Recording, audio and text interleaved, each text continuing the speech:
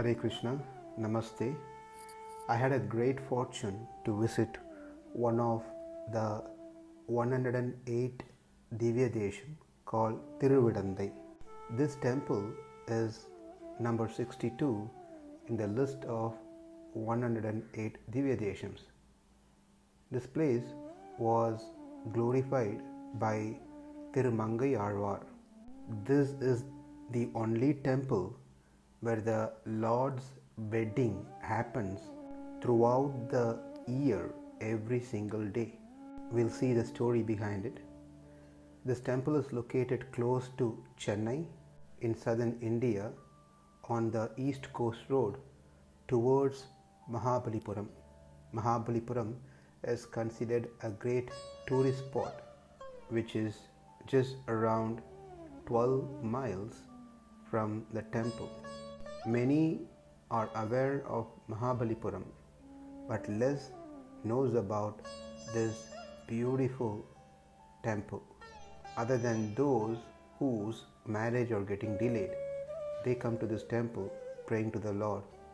The main deity of this temple, the Moolamurti, is Sri Lakshmi Varaha Perumal and Akilavalli Nachiyar.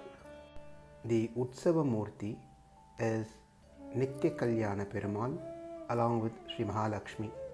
There is a separate shrine for Komalavalli Thayar, consort of the Lord, and also for Andal.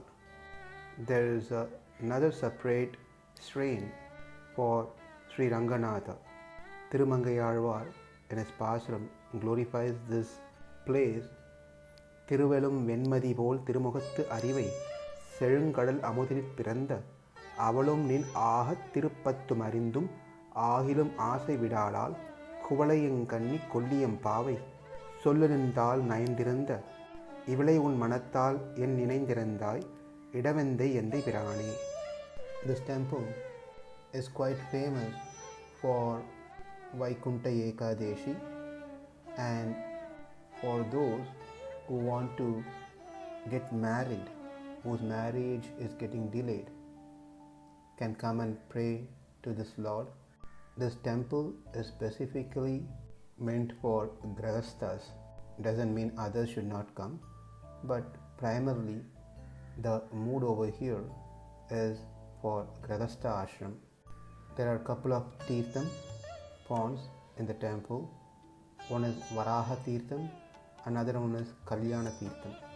Now let's see the story of this temple. In Treta Yuga, there was a king by name Meghanatha. He had a son Bali.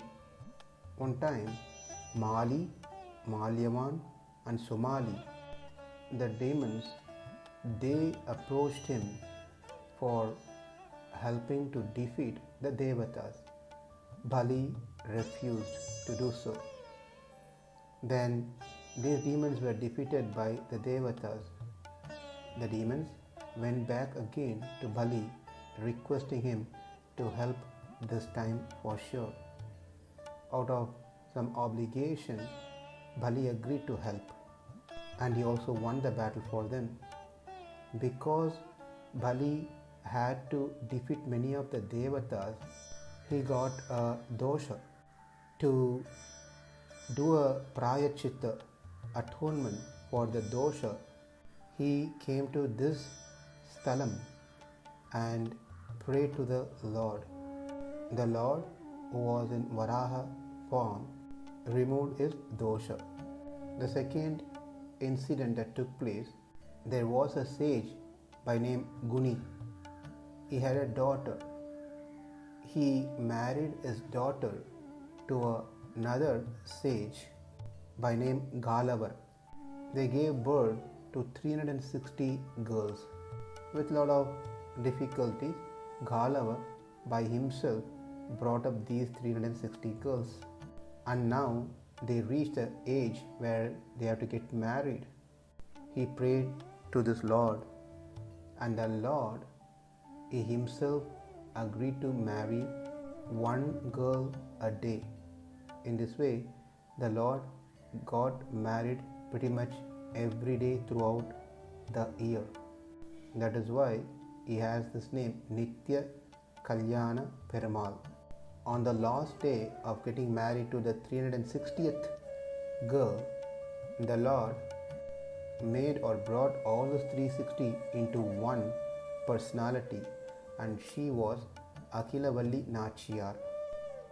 This Lord carries Mother Earth, keeping his left foot on the head of Anantasesh and his wife, his right foot on the ground.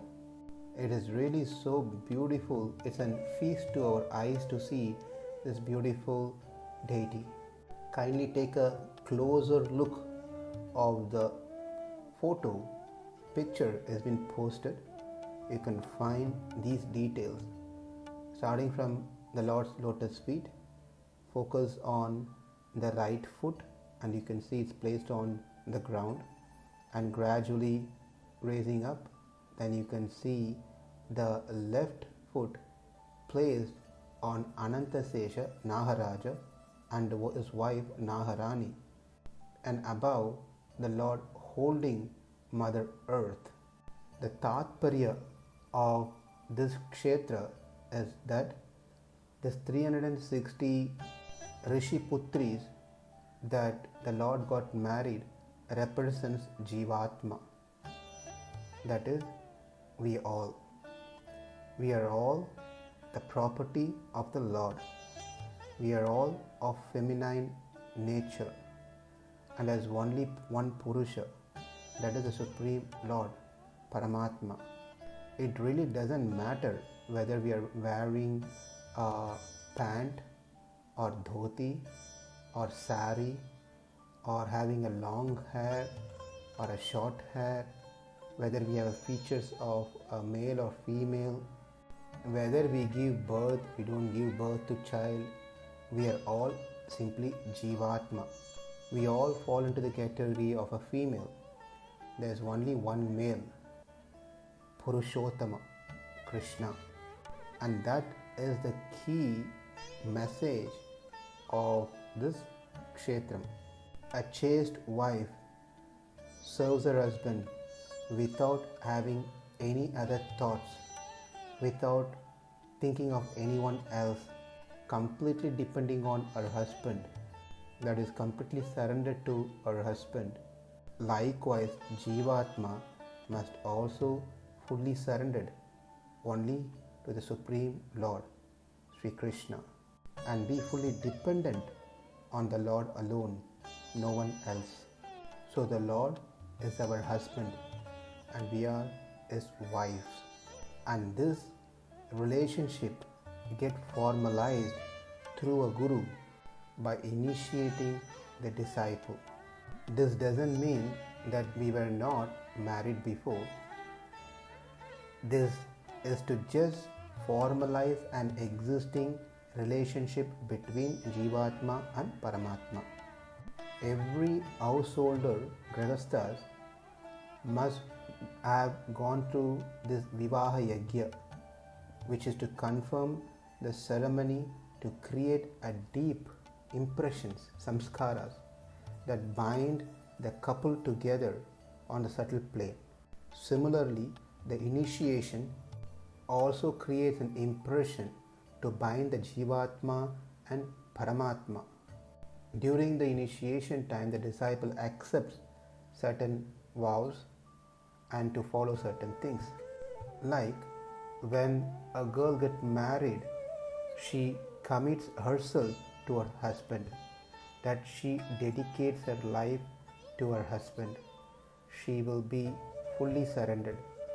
She will not look upon any other man. She will be a chaste wife. It's the same thing.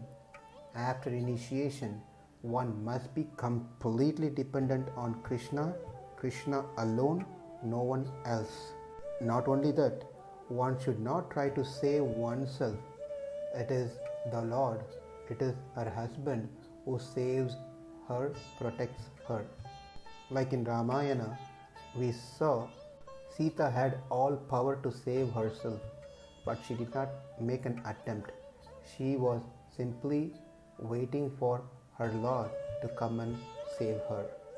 One may say, how can a male get married to another male? I am so and so, I am a male, and the Lord is also a male. So how can a male get married to a male? We should understand, we call ourselves as male because we have this men's body. In next lifetime or in the previous lifetime, we would have had a woman's body. So we keep changing body. We call ourselves as male or female based on the body. But the self is neither male nor female. It is Atma. Then one may say that, well, we are also Atma and the Lord is also Atma. So how can two same thing can get married? Atma marrying to another Atma. It is also not right. Well, we are Jivatma category, whereas the Lord is in Paramatma category. They are not one and the same. Therefore, we getting married to the Lord is perfectly alright, perfectly needed and correct. One may say, well, after getting married, are we not supposed to immediately move to our husband's house? If we are getting initiated, are we not supposed to immediately go back to the Lord, to the spiritual world, and serve the Lord, who is our eternal husband? Well, that is how it works now. But traditionally, in those days, the marriage happens in a very early stages, early age of boy and girl. After that marriage, the girl is not sent to the boy's house. Rather, the girl is kept under the protection of her parents, and the parents train her so well that when the right age comes, when the right time comes, she can move into her husband's house and serve him nicely. So the gap between marriage and move in to husband's house is a training period for the girl. Likewise, once we get initiated and before we enter into our Supreme Husband's house, Krishna's abode, there's a period, there's a gap in between where we get well trained to perform devotional service through our Guru. And when the time comes, we attain the Lord and serve Him for eternity. And this is the message that we learn from this kshetram. Thiruvidandhai. Thiru means Sri, Ida means on his left, Vandai where he carries the consort. When you get a chance, kindly try to visit this amazing temple and get the blessings of Sri Lakshmi Varaha Perumal and Nitya Kalyana Perumal. Thank you. Hare Krishna.